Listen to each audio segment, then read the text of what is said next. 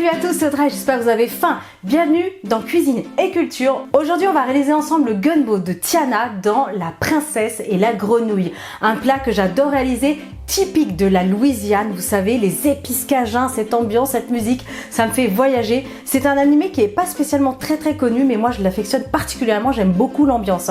En tout cas, ce soir, je vous propose de découvrir son gumbo. Vous allez adorer, on voyage. Vous êtes prêts ? Toutes les étapes en vidéo, c'est parti! Aujourd'hui, il y a beaucoup d'ingrédients sur le plan de travail, donc vous retrouverez vraiment les proportions exactes en description de la vidéo. Juste en dessous, vous déroulez le plus et vous aurez vraiment tout.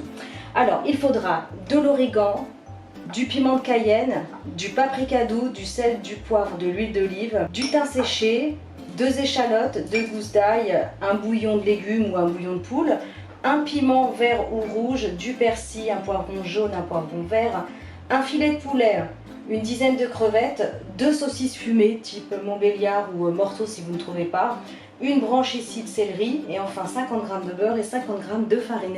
Allez, c'est parti pour cette recette. On va commencer cette recette en préparant les échalotes, l'ail, les poivrons et la branche de céleri. On va déjà tout couper. Alors, je vais couper l'échalote en 2. Ensuite, je vais la tailler comme ça. Je vais faire des lanières. Je la retaille un petit peu dans l'épaisseur. Et je coupe finement. Je vais faire la même chose avec le reste des échalotes. On dégerme l'ail. Je vais venir tout simplement le hacher finement. Et je vais le réserver avec les échalotes. Alors, le céleri, je l'ai passé sous l'eau claire. Je retire les 2 extrémités. Le pied est très abîmé. Ça, par contre, hop, purée, petite soupe, ne le jetez pas. Hein. Je vais juste enlever les parties un petit peu filandreuses. Ensuite, je vais le couper finement. Alors, dans la longueur et ensuite de l'autre côté, comme ça, de façon à faire une petite brunoise. Je continue avec les poivrons. Alors moi je retire toutes les parties blanches, toutes les graines. Allez, je fais la même chose avec l'autre poivron. Alors je vais les tailler en gros morceaux d'1 centimètre à peu près. Dites-moi si vous connaissez ce film, est-ce que vous l'avez vu il y a longtemps ou pas, est-ce que vous avez aimé? Moi j'ai apprécié l'ambiance évidemment de la Nouvelle-Orléans et la cuisine forcément. Ah là là, et si vous voulez d'autres recettes de Tiana, la princesse Tiana, vous me le dites hein.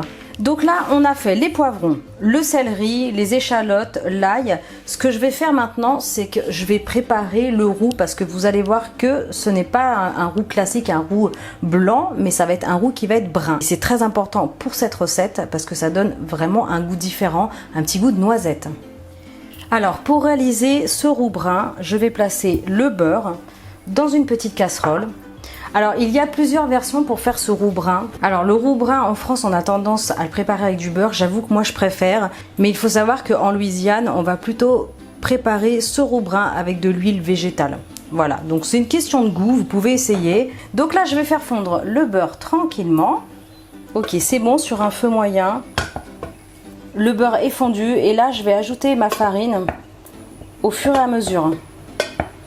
Allez-y doucement. Alors pour l'instant, je suis avec une spatule en bois, on verra. Baissez le feu hein, sur un feu doux, tranquille. Donc le secret de cette sauce, c'est qu'il faut mélanger constamment. Parce qu'il ne faut pas la faire brûler, mais il faut quand même qu'elle soit brune pour avoir ce bon petit goût de noisette. Donc c'est pas compliqué à faire, il faut juste y aller doucement et sur un feu pas trop vif. Donc là, ça y est, j'ai incorporé toute la farine avec mon beurre. Vous allez obtenir une espèce de petite pâte assez collante, un peu au début comme de la pâte à choux.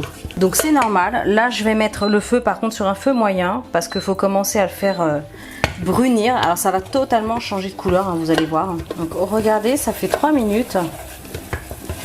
Alors ça va assez vite. Donc je suis sur un feu moyen vif hein, quand même. Et on voit que ça commence à se colorer un petit peu, mais c'est pas suffisant. Il faut vraiment que ce soit plus foncé. Hein. Donc en parallèle, préparez un demi-litre d'eau avec le bouillon de légumes. Et on rajoutera de l'eau après dans la préparation, s'il en manque un petit peu. Vous voyez comment ça change de couleur? Là, ça devient comme une sorte de couleur un peu crème au café. On a une couleur qui devient un petit peu plus intéressante. Crème au café soutenue. Mais on prolonge encore un petit peu. Il faut que ce soit plus sombre. Là, je vais baisser le feu. J'ai passé à peu près 7-8 minutes à le faire. Voilà ce que vous devez obtenir. J'ai préparé un petit peu d'eau avec le bouillon de légumes. Donc je vais incorporer mon petit bouillon de légumes au fur et à mesure. Alors la casserole était bien chaude, hein. Pourtant je suis sur un feu doux. Éteignez le feu si ça va trop vite. Comptez à peu près un demi-litre d'eau et comme je vous disais, après on va rajouter s'il manque un petit peu.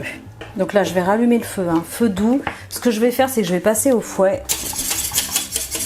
Donc là c'est bon, on obtient quelque chose de très onctueux. Donc là on va réserver et on va passer à l'étape suivante de la recette.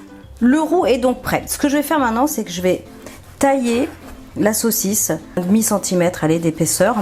Et ça je vais les faire griller. Et quand ce sera bien grillé, je vais les réserver et je passerai ensuite à la cuisson du poulet. Vous allez vous régaler. Franchement, si vous avez aimé le film, si vous avez vu les recettes, ça va vous rappeler de bons souvenirs. Et puis même si vous ne connaissez pas le film, au moins cette recette, elle va vous faire voyager. C'est de la folie. Allez, c'est parti. Dans une poêle sans matière grasse, parce que la saucisse, c'est déjà assez gras comme ça. On va les faire griller 2 minutes de chaque côté. Quand elles seront grillées, je les retire de la poêle, je les réserve. Donc je vais retirer les saucisses qui ont bien grillé. Je vais les réserver dans un plat. Et là, dans la même poêle, je vais ajouter le poulet. Donc vous conservez bien évidemment le gras de la saucisse. Pour faire dorer le poulet, je vais ajouter après les crevettes. Alors moi, c'est des crevettes déjà cuites, donc elles vont être ajoutées au dernier moment. Donc je les ai déjà lavées, décortiquées. Elles sont prêtes. Je vais attendre juste un petit peu que le poulet cuise. Le poulet est bientôt prêt. Je vais ajouter mes crevettes à ce moment-là. C'est juste histoire de les colorer un peu, de leur donner du goût. Ok, donc là c'est bon. Ça fait 1 minute supplémentaire. C'est prêt. L'équivalent d'une petite cuillère à soupe d'huile d'olive. Je vais ajouter les échalotes, l'ail. Je vais les faire colorer 20 secondes rapidement.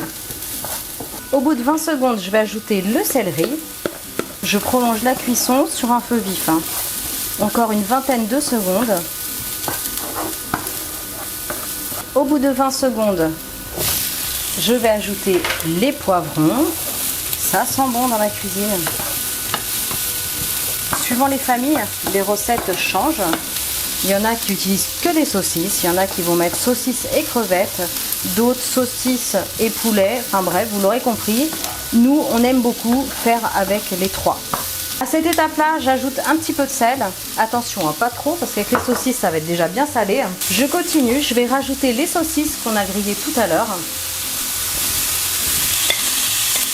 Je continue avec les crevettes et le poulet. Ensuite, je vais ajouter le roux brun. C'est parti.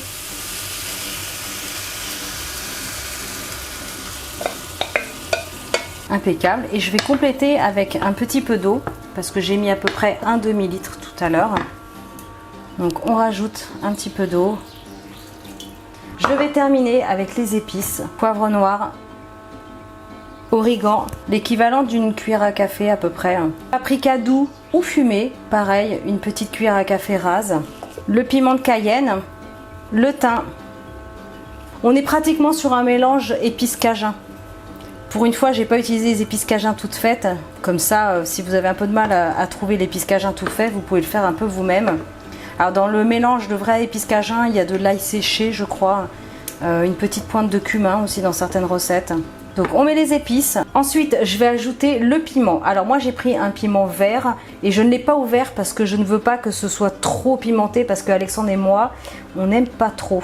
Impeccable. Et là, ce que je vais faire, c'est que je vais couvrir et ça va partir pour 3/4 d'heure sur un feu doux. Attention, gardez un petit œil dessus. Tranquille. Moi, je vous dis à tout de suite. Ça sent bon. Oh là là là là là là. Qu'est-ce que ça sent bon, regardez. Super. Alors ça fait 45 minutes que ça mijote sur un petit feu doux moyen.